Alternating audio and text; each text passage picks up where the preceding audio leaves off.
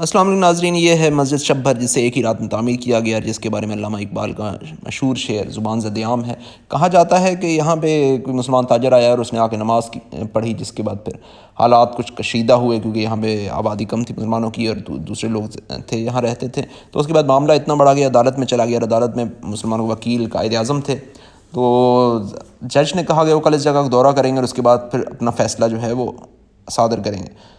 قائد اعظم نے لوگوں کو مشورہ دیا کہ اگر یہاں پہ رات مسجد تعمیر ہو جاتی ہے تو یہ فیصلہ تو مسجد کے حق میں آ جائے گا۔ تو وہی ہوا، لوگوں نے یہاں پہ مل کے، کہتے ہیں کہ گاما پہلوان کی میں کہ انہوں نے اس کو لیڈ کیا، اور اس کے بعد پھر یہاں پہ مسجد تعمیر کر دی گئی راتوں رات۔ اور اگلے دن جب وہ جج یہاں پہ آیا تو دیکھا تو یہاں پہ مسجد تعمیر تھی، تو کیونکہ اس زمانے میں یہ دستور تھا کہ کسی بھی مذہبی جگہوں کو مسمار نہیں کیا، اور اس طرح یہ فیصلہ مسجد کے حق میں۔ اتراتا مسجد تو بنا ڈالی شب بھر پہ ایماں کی حرارت والوں نے، من اپنا پرانا پاپی تھا اور پاپی ہے برسوں سے نمازی بنا سکا۔